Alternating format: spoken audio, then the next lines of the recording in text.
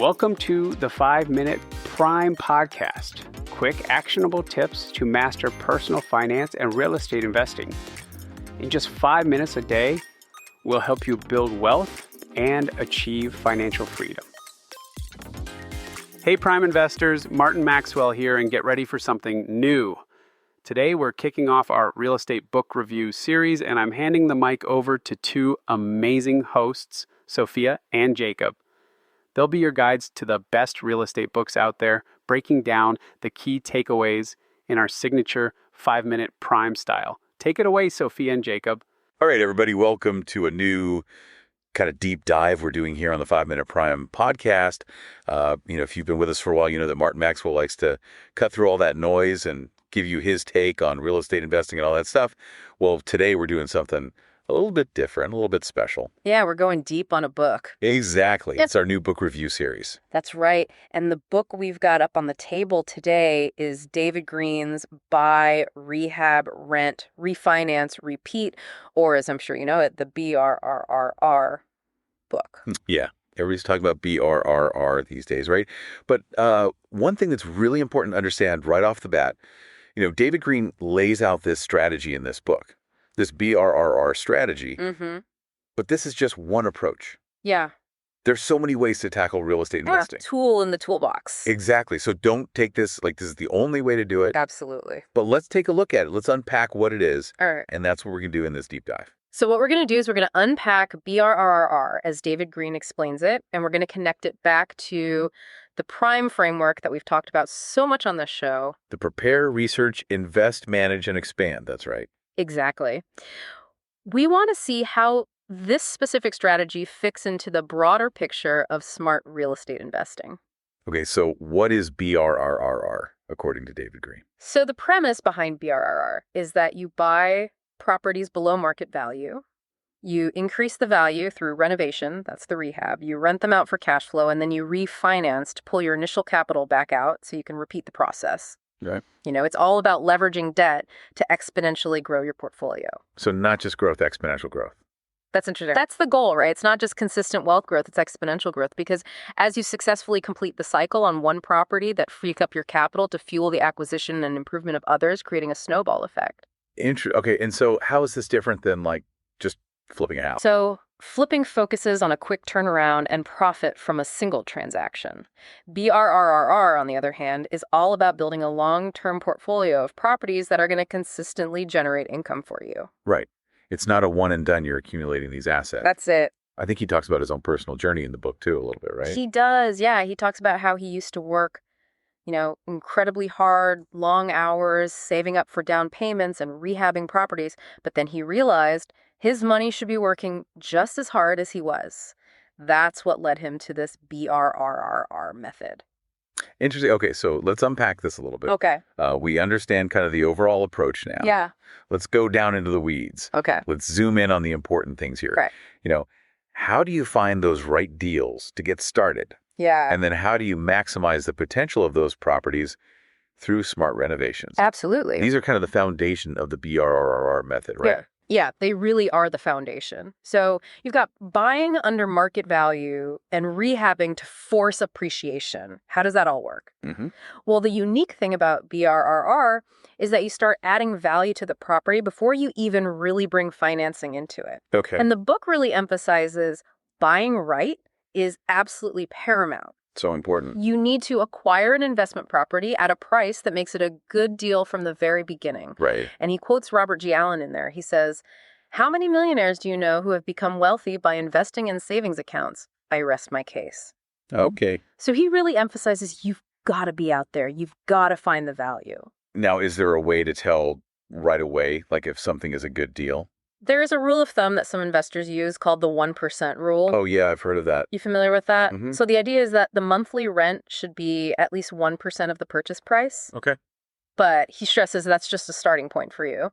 It doesn't take into account other important factors like HOA fees, property taxes, insurance costs. Yeah, those can really add up. They can. Make or break a deal. Yeah, so that 1% rule is a quick filter you can use, but you got to dig deeper and do your due diligence. Absolutely. So it's not just about finding any cheap property. You got to find the right cheap property. Exactly. And he also stresses knowing your target property type, you got to know the areas that you're interested in. You know, the more you understand what you're looking for, the faster you're going to be able to identify those good deals and avoid wasting time on properties that just aren't going to be profitable for you. Right. Okay. And it sounds like a lot of this is about mindset too, getting over that fear of, well, what if this goes wrong? Absolutely. The book talks about how, fear of what could go wrong often paralyzes new investors. Oh, yeah, for sure. And you can't learn and grow unless you're moving forward and actually doing deals. Right. You got to take action. You got to be willing to step outside your comfort zone and just learn as you go. And you can't do this all alone, though, can you? I think he talks about building a team. You can't. And that's where a strong support system is absolutely essential. And he talks about your core 4 team. So these are the key professionals that you're going to rely on throughout this process. Okay. The first person you want on board is a rock star real estate agent, someone who's skilled at closing deals and is resourceful. Okay. Then you need a reliable lender, especially important for that refinance step. Right. They've got to understand investment properties. Yeah, for sure. A good contractor for the rehab. Obviously. And then a competent property manager to handle that rent phase for you. Absolutely.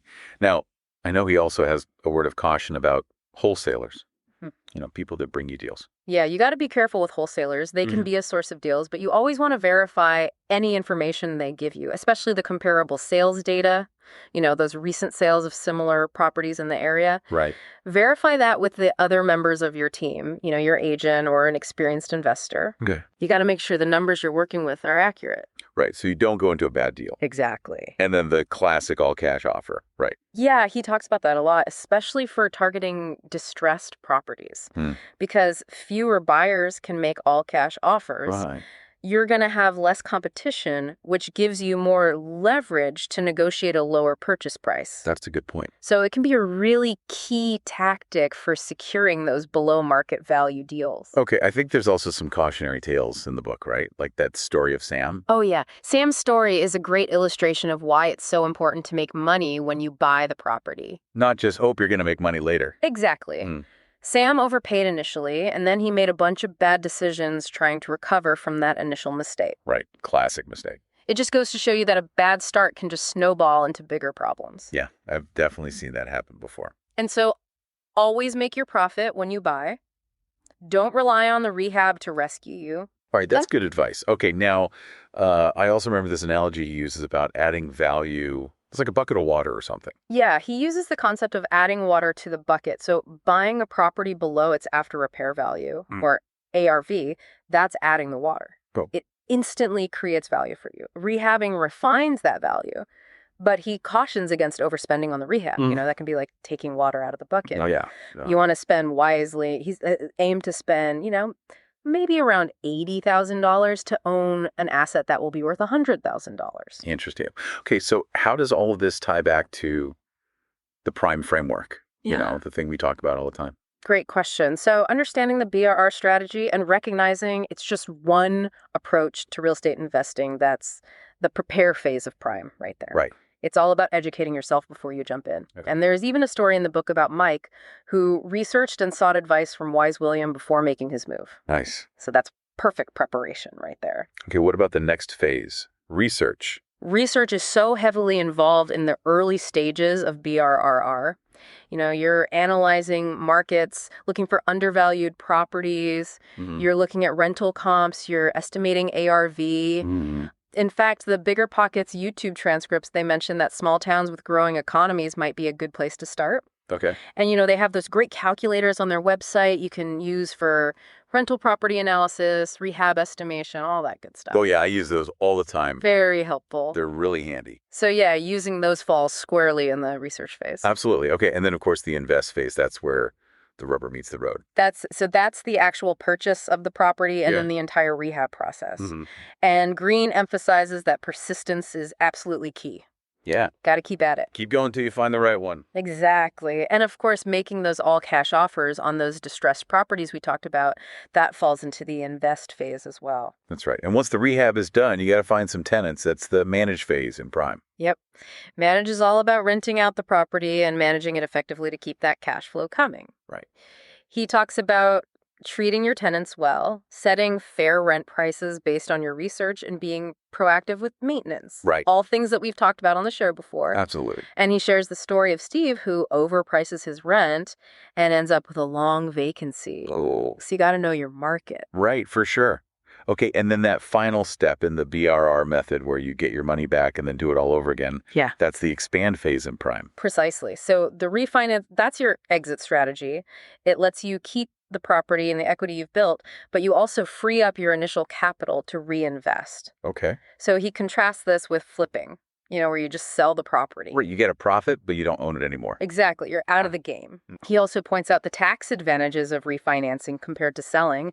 You can defer taxes and avoid those costs associated with selling. Right. And in some cases, you can even get to the point where you're basically getting paid to own the property. Wow, that's the dream right there. That's the goal. Okay, and building those relationships with lenders is key in this whole process. Absolutely. He talks about finding lenders who understand the needs of real estate investors. Right. It's not just about getting the lowest interest rate. Mm-hmm. It's about finding someone who understands your goals and can make those refinances happen smoothly. Right, so you can keep doing deals. Exactly. Okay, and then that last story, the repeat. What are some of the key takeaways there about building systems and making this whole thing scalable?